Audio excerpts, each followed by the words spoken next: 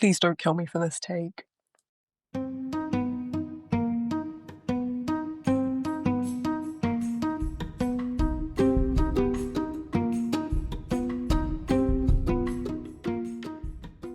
Hi guys, welcome to the very first episode of the Reading Between the Lines podcast, the show where we analyse literature, giggle about fictional men, and talk about all things books. I'm your host and certified book lover Imogen, and today we are going to be discussing all things Gale Hawthorne. I thought, what better way to start the show with my most controversial Hunger Games take? That I don't hate Gale. I think in recent years, kind of the discourse online has been very negative around him. You know, Prim Reaper, obviously. And I don't want, before I get like a barrage of hatred, like, I don't like him, but I don't hate him either. I think, you know, I find Gale quite annoying at times. When reading the books, whenever he interacts with Katniss, I just want to bang my head against a brick wall because he's irritating, he's annoying. But I feel like the discourse online kind of completely misses Suzanne Collins' point and what she's trying to say, and I want to talk about that today. So before we begin, let me stress that I don't think Gale is a good person, and I'm not here to say he didn't do bad things, but I think in this period of time where within reading communities online, book talk in particular, we've seen kind of the popularization and the romanticization of morally grey, often evil characters, and them being seen as desirable and attractive. A good example coming from within the franchise with Coriolanus Snow. I think I've often wondered why Gale hasn't received the same treatment as, for example, Draco Malfoy has, who is another morally grey character. I think my kind of fascination with Gale's character has been with me ever since I reread the books last year, and I'd argue that along with characters like Katniss and Snow, Gale is one of Suzanne Collins's best written characters because he is so complex. But when I was reading the trilogy last year, I couldn't ignore how much I could relate to Gale. And don't worry, in my spare time, I don't create deadly weapons or blow up innocent children. But I do relate to how Gale responds to the injustices he faces in Panem. I know that myself, I feel quite bitter and angry and resentful at the injustices I see in our world. Looking at events in the Middle East, in America, you feel angry. And I can only imagine that if I was in Gale's situation, those pre existing feelings that plague my own character would be heightened. And I all of that is to say that I kind of understand him. I kind of feel seen by Gale, which I don't hate, but yeah. And so I don't to kind of summarize a lot of that introduction gap. I don't think Gale is a hero or a villain, good or bad. I think he's a victim. And this is something I want to highlight today. And I want to explore his character and explore what I think the kind of point of all of this is. So let us begin. Obviously, when discussing any character through a critical lens, it's important to understand the purpose they serve in the text. Obviously, this is something I'm going to talk a lot about in this podcast. I think good books, you can have multiple layers of meaning. So obviously, when, how old are kids when they read Hunger Games? When you're a 10-year-old, you're going to read the Hunger Games. I'm going to make some sweeping statements here at quite a surface level. You can understand that, Snow is bad and the revolution is good. That's a very surface level read of the book. But perhaps when you're a bit older, maybe, you're thinking more critically, you can understand more of the purpose and the messaging that Suzanne Collins is trying to convey. So while in the trilogy, obviously Gale acts as a character with motives and relationships, what is more important to me today is what he represents and is a metaphor for. And so to understand Gale and his character and to form a judgment on him, we need to understand why Collins constructed him in the way she did and what she wants us, the reader, to take away from him. And this is something that I admire about Collins and what I think makes the Hunger Games in a league of its own compared to other dystopian YA books, thinking about Divergent in particular here. She is able to engage complex ideas and philosophies in her novels using common YA tropes so that children can understand them better. I think this is more obvious in the prequels that have come out, obviously The Ballad of Songbirds and Snakes, which is my favourite Hunger Games book, and Sunrise on the Reaping, where she kind of talks about, obviously in The Ballad of Songbirds and Snakes, kind of social contract theory, and in Sunrise on the Reaping, implicit submission. But it's also prevalent in the original trilogy, because it's no secret that The Hunger Games, at its core, as a trilogy, is a discussion on just war theory, and it asks us to question if violence and destruction that is brought about by war can ever truly be justified. And it's here in which we really can see Collins's genius, because she uses a love triangle to illustrate this debate. Obviously, this is no secret. She confirms it in her 2018 interview with the New York Times when she says that Gale and Peter appeared quickly, less as 2 points on a love triangle, and more as two perspectives in the just war debate. I would even go as far as to say that Peter and Gale are the two extremes of the theory. Peter represents the belief that in war we must refrain from violence as much as possible, retain our consciences, and turn to other methods such as diplomacy instead. Whereas Gale, the traditional soldier, believes that the ends justify the means. In other words, that any killing or violence carried out by the rebels can be justified due to their aim of overthrowing Snow's regime. So I want to talk about just war theory, because I find it very interesting. So, just war theory is a doctrine, a tradition of military ethics that aims to ensure that war is morally justifiable through a series of criteria, all of which have to be met for a war to be considered just. So, the criteria are split into two groups. So, we have, right, existing terrible pronunciation, jus ad bellum, which is the right to go to war, and jus in bello, which is right contract in war. So I'm going to talk about these first two parts, and there is a third part I'm going to get to in a bit. So the 5 parts of jus ad bellum are just cause, comparative justice, competent authority. Oh, there's actually 6. Sorry about that. The 6 parts of jus ad bellum is just cause, comparative justice, competent authority, right intention, probability of success, and last resort. Now, I'm not going to debate today whether I think the rebels had a just cause to go to war against the capital. I think they have the right to go to war. I don't think there is any debate around that. The way the capital kind of abused and used the districts, that they had the right to go to war. That's not what I want to talk about today. What I want to talk about is jus in bello, rights within war, because this is where people in District 13 differ. So, criteria for jus in bello is distinction between enemy and non-enemy, proportionality, so minimizing collateral damage, military necessity, fair treatment of prisoner of wars, and no malum in se, which is kind of things like mass rape, torture, using deadly weapons, etc. So even within just stating that criteria, it's immediately obvious that people in District 13, really I'm talking about Katniss and Gale here, have different ideas within these rights between war. I think something I want to get to throughout this episode, and I'm going to talk about more, is that due to Katniss's experiences in the capital and being in the Hunger Games, she is able to understand there is a distinction between people in the capital. Gale is in Mockingjay, the novel, literally does not care. He's like, kill all the capital, they can all die, like, goodbye, I don't care. Whereas Katniss understands from being in the capital herself that not everyone in the capital is the enemy. Like, Effie is not the enemy, her prep team are not the enemy, Cinna is not the enemy. You know, the reality is that people in the capital have been I can't even say that word, like, they have been propagandized. They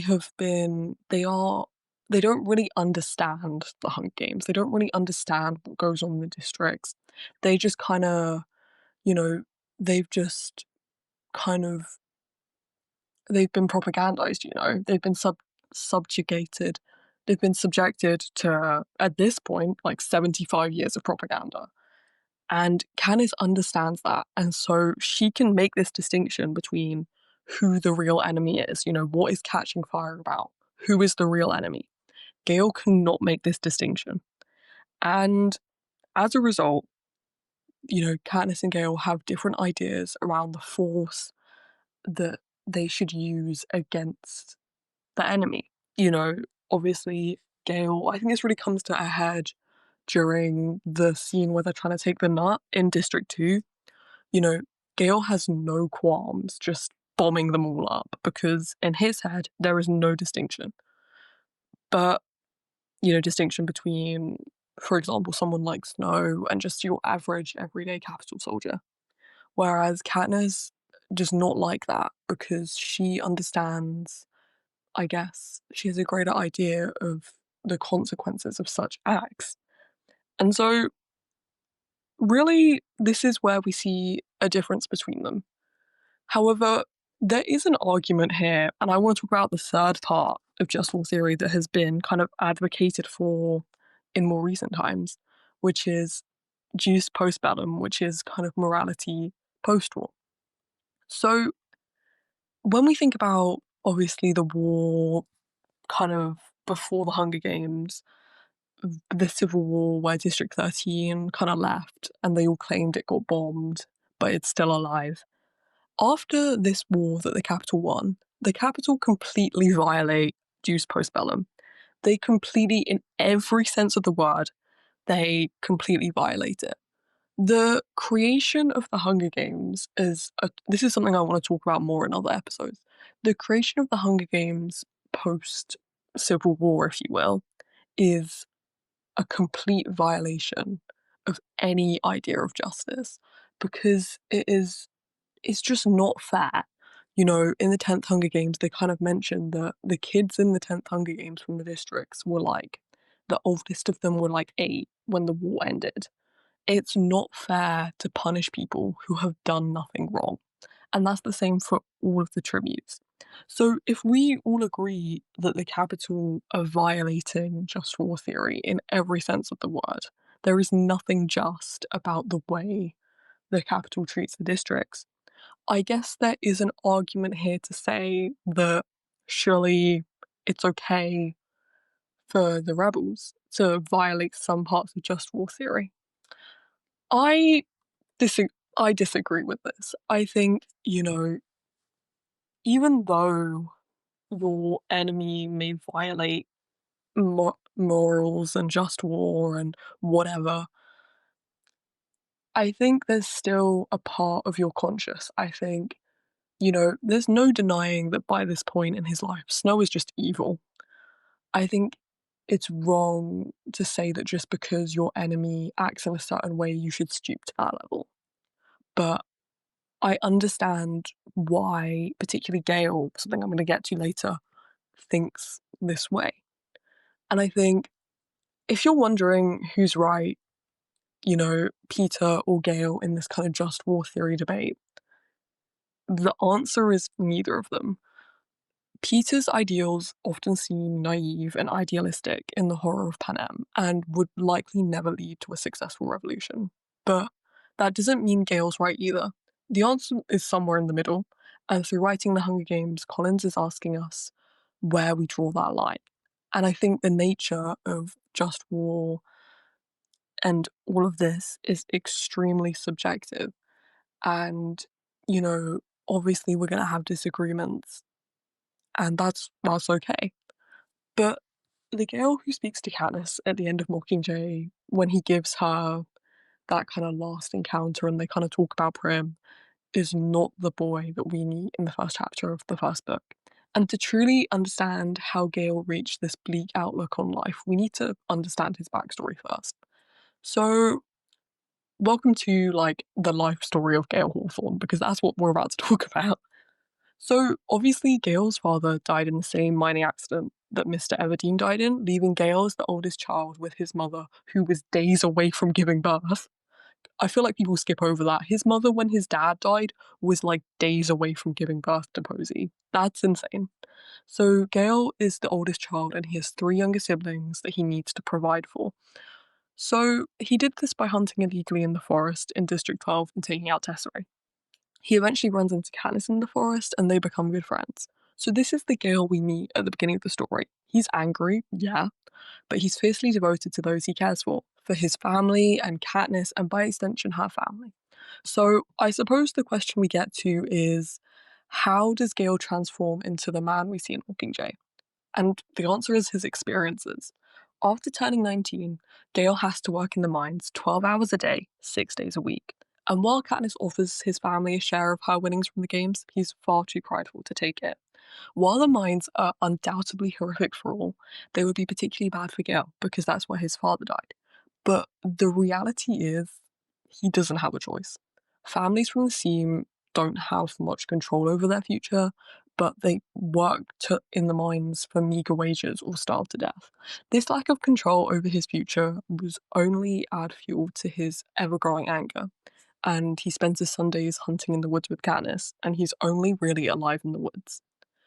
By catching fire, his relationship with Katniss is changing though, and it's important to understand that Katniss is the only person Gale has ever been able to confide in since his father died, and his father's death kind of forces him to grow up. And same for Katniss, admittedly, with her father dying, and take on the harsh reality of the world and the kind of responsibility for his family's survival. By catching fire, he kind of feels like, it's my understanding that he feels like Katniss is drifting away to Peter, and whether his actions are right or wrong, his reaction is natural and it's to cling on to her tighter. His anger, just in general, would only have been heightened after his public whipping by Thread, the new head peacekeeper. And after he recovers, life is tougher than ever in the scene. And now merchant families no longer want Hazel, who's his mum, to wash for them due to their family's association with Katniss. The mines pay even less and food's more expensive, which leads to his brother Rory taking out Tesserae, something that I cannot stress how much this would upset him, because, he would have felt like he failed to protect his family. Obviously, later on, when the victors are broken out the arena and the capital bombs District 12, it is Gale who saves about 900 people and leaves them in the woods. With 2 bows and a fishing net, he managed to feed them all for 3 days before they're rescued by District 13. This is the most pivotal event that we see that changes Gale's character. The psychological impacts of this experience cannot be understated. By this point, Gale has lost everything to the capital. He lost his dad, he lost his childhood, and he's now lost his home. And arguably he lost his best friend as well. After 19 years of being on the receiving end of violence, in my opinion, it's understandable why Gale acts the way he does in District 13. He spends his time designing weapons that are often brutal and harsh, and these are the weapons that may have killed Prim. And I kind of want to talk about his transformation in District 13. I have always thought that Gale was radicalized or manipulated to coin to an extent. He kind of enters District 13 as this savior for the people of his district and someone who is clearly seeking revenge for the suffering he and his people have experienced. Gale was always ready to revolt, as seen by his reaction to the uprising in District 8, but in Mockingjay he finally has the chance. His pursuit of revenge and his mentality of doing whatever it takes to win are encouraged and rewarded by Coin, and this helps explain why he's creating weapons. I think there's a really interesting parallel here between Gale and Coin and Snow and Doctor Who. I have seen some discourse online that's like, Snow is better than Gale. What the hell are you on? That is an incorrect opinion on so many levels. But the comparisons between them, in the sense that, both Gale and Snow are kind of desperate. Gale in Mockingjay has lost everything. Snow in the ballad is going to lose everything. And these kind of 2 older women figures kind of spot that and spot, Gale is evidently, a very talented young man. Same goes with Snow. But Gale, due to the sea, due to the kind of economic and social, I don't really know what, like, the way society is in District 12, Gale would never, without the rebellion, have a chance to really move up or progress in life. You know, his future is the mines. Like, that's really all he can do with his life. And I think he's clearly talented. You know, we know after the series he becomes a high-ranking military officer in District 2. I think Coin spots his talent in the same way that I think Ghoul spots Snow's talent and tries to manipulate him and use him for the success of her own rebellion. And I think Ghoul does the same thing. But I think this kind of dynamic is a reflection by Collins in kind of terrorist groups. We see groups such as ISIS. I think they're now called the Islamic State, but whatever. They use tools such as social media to radicalize young men into committing extremist actions and terrorisms. And I think this is just a further example of how Collins is able to masterfully mimic the world around us and her stories. But now we have an understanding of who Gale is.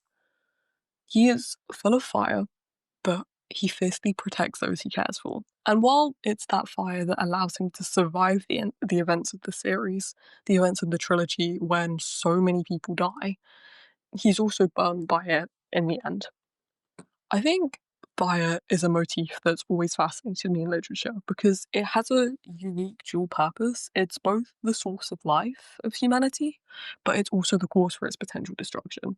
You know, fire can provide us with heat, with food, and it can purify our water so it's safe to drink, but likewise it can destroy our homes and ecosystems in forest and house fires. Gale connect Gale?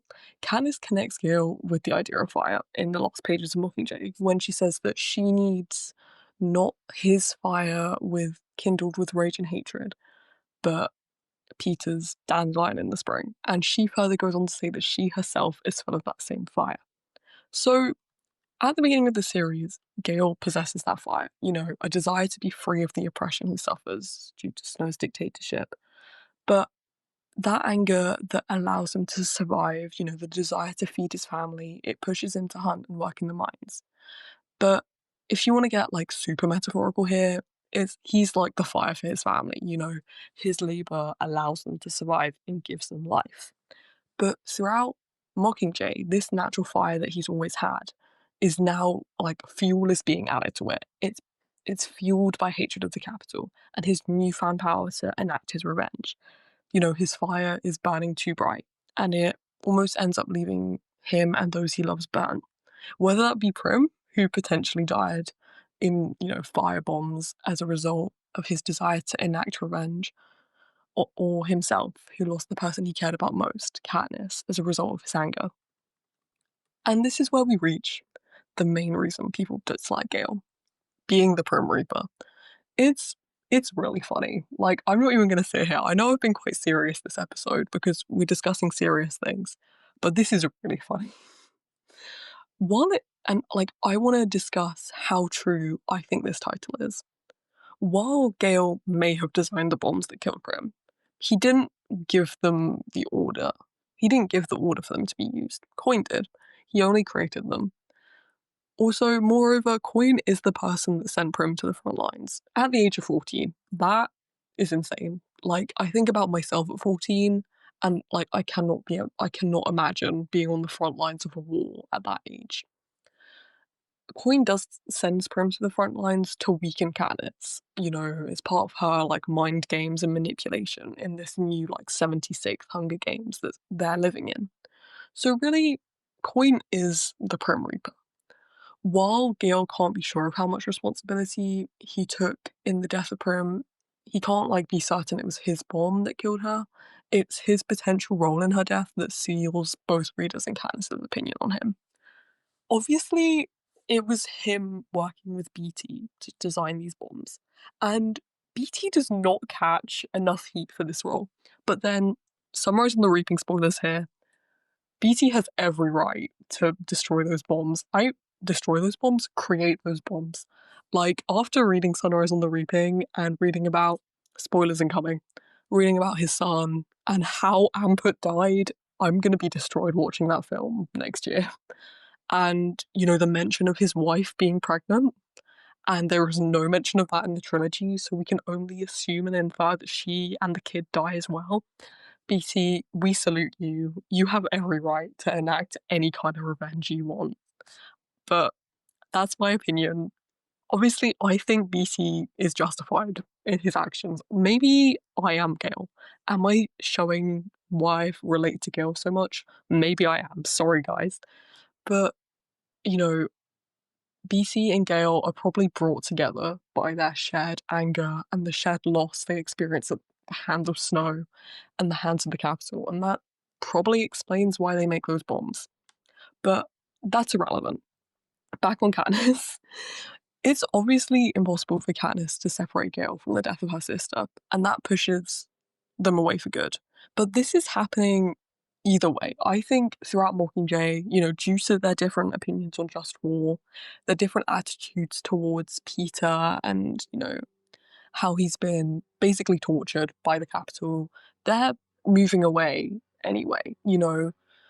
But I think that Gale, his potential, I think Gale's connection to Prim's death is kind of the last straw, it's the final seal. But the irony of Gale potentially being indirectly responsible for Prim's death is like not lost on me. He's the one who worked hard to keep Prim alive while Katniss was in the 74th games, and he saved her in District 13 when they were being bombed by the Capitol. Gale cared deeply for Prim, and her death and his connection to it would likely haunt him for a really long time. But Prim's death, I hate to break it to you guys, it's heartbreaking, but it was always going to happen. It's heartbreaking because Katniss likely feels that all her suffering, you know, going through 2 Hunger Games was for nothing. Because from her perspective, what's the point of peace if Prim's not there to join her in such a world? And while Gale did not intentionally kill Prim, her death shows the damage that can come from Gale's mentality in wartime. His belief that the rebels must do whatever it takes to free Panem will have innocent casualties, which is what Prim represents in the story, the innocent caught in the crossfire. Prim's death may be Collins's way of suggesting that Gale's mentality, while successful, as the bombs do lead to the capital surrender, comes at a huge cost. A huge cost? A huge cost. And I've seen people online draw comparisons between Dean Highbottom from the prequel and Gale, and this is something I agree with. Both created terrible things, Gale with his weapons and Highbottom with the idea of the Hunger Games, but both men had no control over how they were used and came to resent their creation. However, Gale's reaction to Prim's death, and if it will allow him to change, remains to be seen. This sparks a conversation about responsibility and how responsible we are for our actions. While Gale didn't want to hurt Prim, he knew he made the bomb knowing he would hurt other people's children, brothers and sisters. So does he only feel remorse because he loved Prim and knows Katniss, who he's tragically in love with, will never forgive him because he understands the value of human life now? I think regardless of your stance on how great a responsibility Gale should take, and if you'll ever change his stance on warfare, it's obvious that it's not a black and white topic. And I think while the Prim Reaper is really funny, it's misleading and it simplifies the conversation Suzanne Collins intends to provoke with Prim's death. Because while Prim is dead, her death means that others will live freely and without fear. Fear of the Hunger Games, fear of the reaping, fear of starvation and oppression. So was it worth it for the greater good? But was Prim's death necessary? In Snow's final conversation with Katniss, he claims that Prim's death is wasteful and that he was going to surrender before the Capitol children were bombed, meaning that Prim's life would be saved. But that's not why Prim's death was necessary and needed to happen, in my opinion. It allowed Katniss to finally see who Coin was, not as a liberator, but an oppressor, someone who needed to be taken down. You know, in Mockingjay, the world kind of becomes the Hunger Games arena, particularly in the Capitol and the pods that the Star Squad have to navigate. In this case, Prim's death allows Katniss to understand that in order for her to win the hypothetical 76 Hunger Games, her final opponent is not Snow, but it's Coin. If she doesn't realise Coin's true intentions and doesn't kill her, I don't really think much changes in Panem. Coin is just like Snow, they're two sides of the same coin. It would be one ruling class replaced with another, and the people would continue to suffer regardless. The icing on the cake is really Coin wanting to reinstate the Hunger Games, further showing her alignment with the status quo. So, does it justify the killing of innocent children? That's up for debate. But it's a bit like the trolley problem in a way. Is one person's death you caused better than the 5 deaths you weren't responsible for? And I don't really have an answer. I've spent a lot of time thinking about this. Does Prim's death justify kind of saving the lives of future generations, future children who would have been killed in Coin's new Hunger Games? And it's like really difficult to say. But I'd be really interested to see what you guys think in the comments below, because it's something I've been thinking about a lot as I've been researching this episode. But all of that is to say, Prim is dying regardless. I think, the first lines of the first book it's something about Katniss saying she reaches out to Prim across the bed and Prim isn't there. And I think that's quite significant and symbolic of what Katniss does throughout the entire trilogy, because it's all about Prim for her. It's all about protecting Prim, ensuring Prim is not reaped, protecting her from the Hunger Games, protecting her from the Capitol. And she fails. Prim dies. And Prim is going to die in the Hunger Games. Prim does not win the 74th Hunger Games if she's reaped. And, was it worth it? Was all of that pain and PTSD that Katniss suffered worth it? Maybe for Katniss it wasn't, but you can't help but think it's worth it for everyone else. So, back on track, off my tangent, is Gale the Prim Reaper? It depends, like how much you think he was responsible for her death, but he can't be blamed completely. But in the story, it doesn't really matter. All of that yap I've just said does not matter because Katniss can't separate him from Prim dying. And even though I want to make the argument maybe he wasn't as responsible, it doesn't mean that he's innocent. He spends all of Mockingjay disregarding human life, seeing everyone as a number, and wanting to use bombs on the Capitol. And, that doesn't, I guess, Prim's death is a culmination, a result of this mentality that he's had, the entire time. That innocent people get caught in the crossfire in war, and that is the destructive nature of war.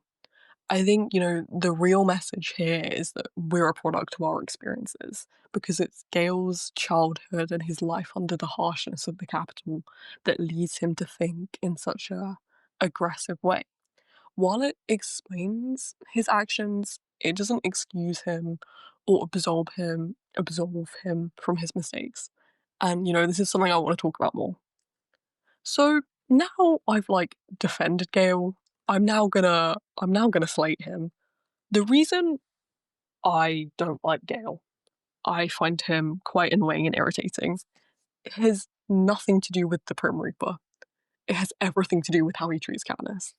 And I have been waiting to talk to someone about how annoying I find his encounters with Katniss for so long. And now I'm gonna get my chance. Every time he interacts with Katniss after the 74th Hunger Games, I want to throw my book across the room and slam my head into a brick wall because it's so infuriating for me. I know I'm reading way too much into this, but hear me out here, hear me out. Obviously, as I've previously said, Katniss and Gale are close friends, and this friendship grows from the need of survival. When they hunt together, they do better, and that means they can achieve their goals better, which is protecting each other's families. And that's, the most important thing for them. And so, as a result of spending so much time with Katniss, Gale has clearly developed romantic feelings for her. This was obvious to me even from their first encounter that we see in the first book.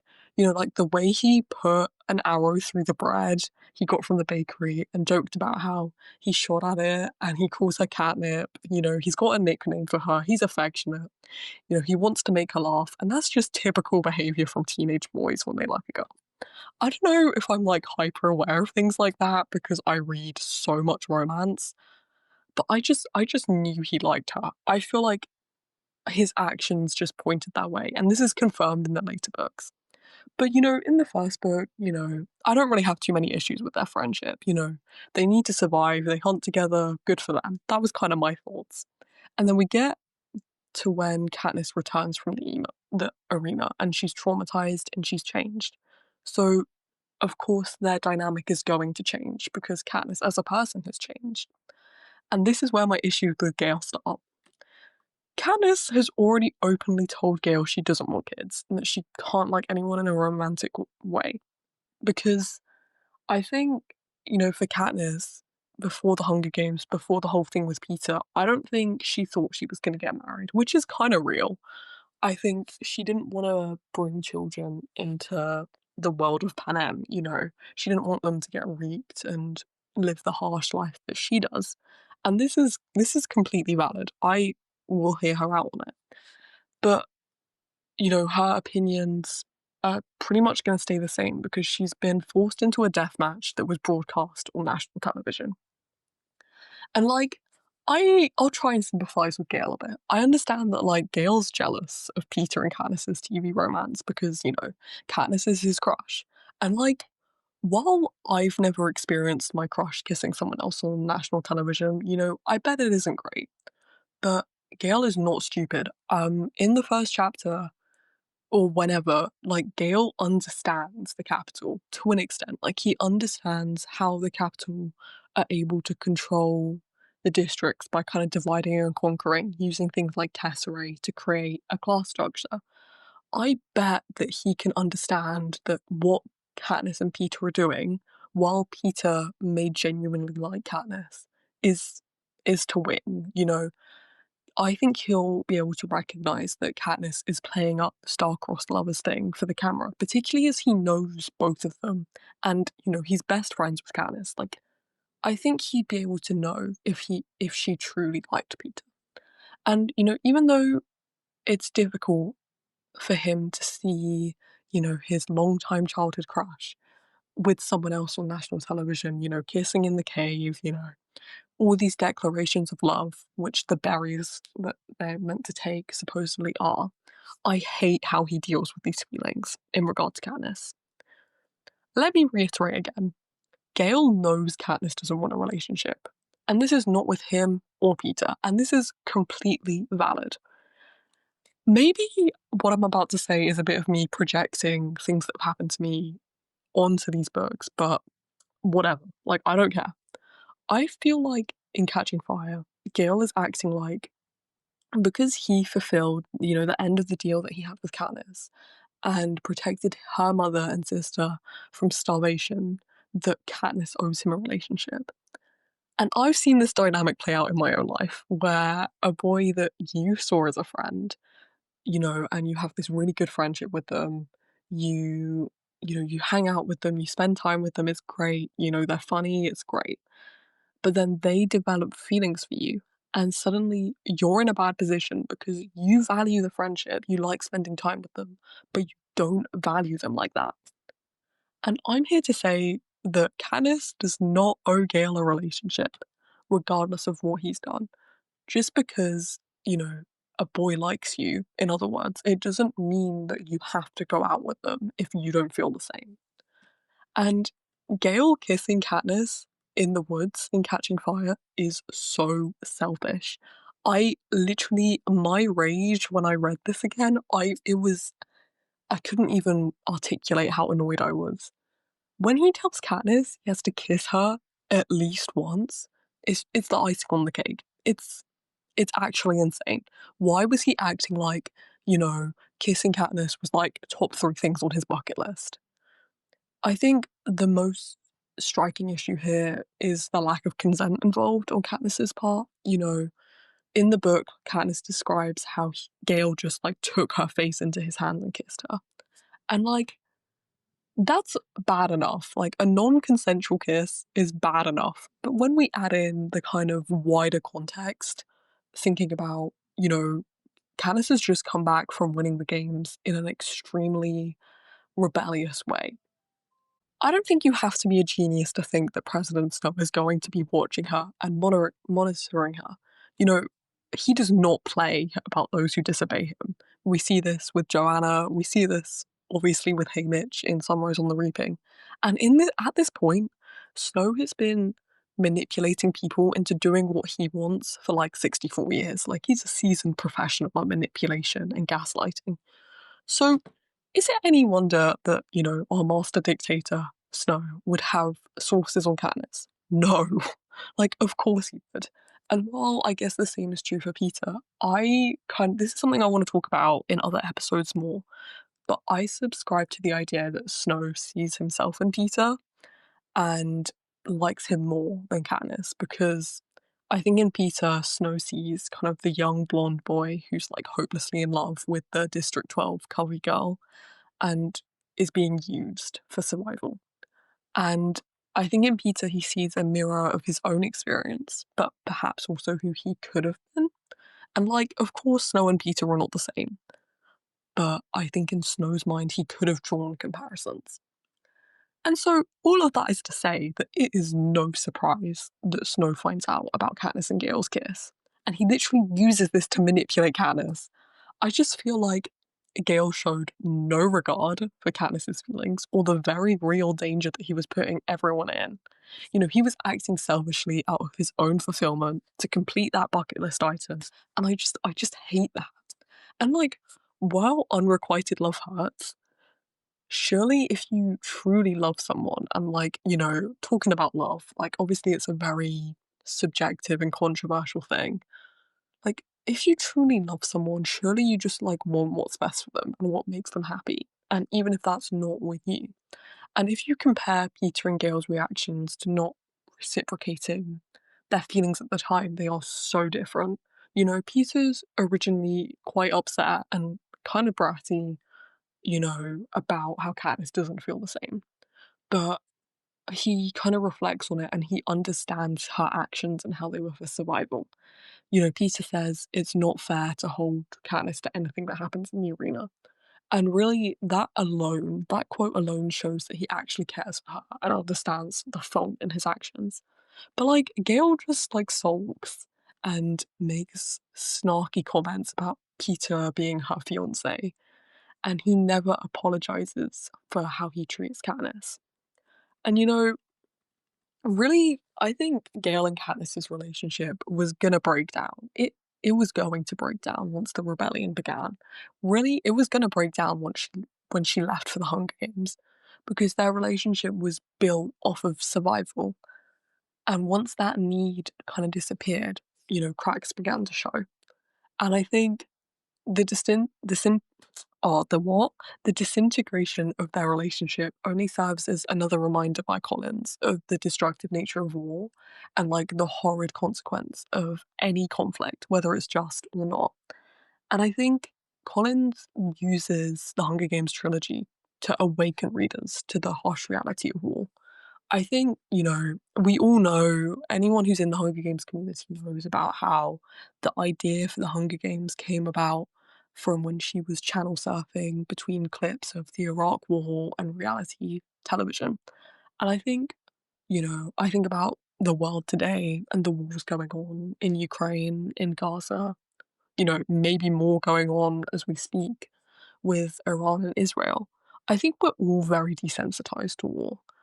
I think you know, it's very normalized to turn on the TV and see clips from Ukraine or Gaza and not really be aware of what this means, what war really means, which is obviously death and destruction of innocent civilians.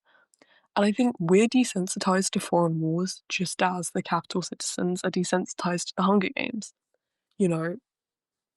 And obviously, as a reader, we recognize, how horrible the Hunger Games are, how, they cause the deaths of innocent children, and how inhumane it is to kind of bet on living children and sponsor them. Like, that's insane. And how the Hunger Games are kind of a sport and entertainment for the capital. Everyone dresses up, everyone goes to watch parties. It's great. But I always feel like the way sponsors sponsor the tributes is quite similar to how, big foreign powers like America and NATO and Russia often sponsor like certain proxy groups in proxy war, and how this sponsor, it just drags out the pain, it amplifies the destruction. I think about the Vietnam War, which I know Suzanne Collins' dad served in, and how, American intervention, you know, extended the war by 20 years. They spent like $168 billion for what? All these 60,000 US troops died. All of these, the ways of life of so many people were destroyed, like for what? The communists won anyway. And I know that was a lot of yap, but you just can't help but feel that the Hunger Games as a series, it's attacking so much. It's an attack on arguably the American political establishment, reaping days on July 4th. And I think that is so significant in so many ways, you know? And overall, kind of bringing it back to Just War, I know it's like really pessimistic, but I feel like war is never just. In that way, I'm kind of aligning myself with Peter and a pacifist point of view. I feel like my notes just fell on the floor. Okay.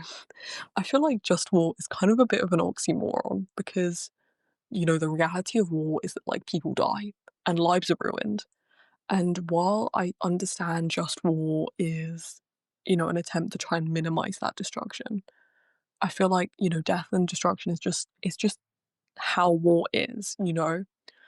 And I'm not saying that, war is always unnecessary. I think sometimes there are reasons to go to war and you are justified to go to war. I think obviously for me, obvious example, World War II. I think that was a valid cause to go to war. But then conduct in war, we completely went off the rails. You hear of war crimes that are so horrific being committed on both sides. And so really, has there ever been a just war? Not really. I don't think there's ever been a truly just war. And I don't really think there ever will be. But that is to say, I'm really interested to hear what you guys think on Just War, The Hunger Games, Gale as a character. I think this has definitely been a really interesting episode to dive into to learn more about Just War theory because it's not really something I knew a lot about. Um, I'd be really interested to hear your thoughts. If you disagree with me, like, that's completely fine. But if you comment, just like make sure to be respectful. And that's really all I have to say today. So I hope you found this episode interesting and found some value in it, some value in my many yaps and tangents. But that's all I've got to say for now. And I'll see you in 2 weeks for another episode on the Hunger Games. Bye.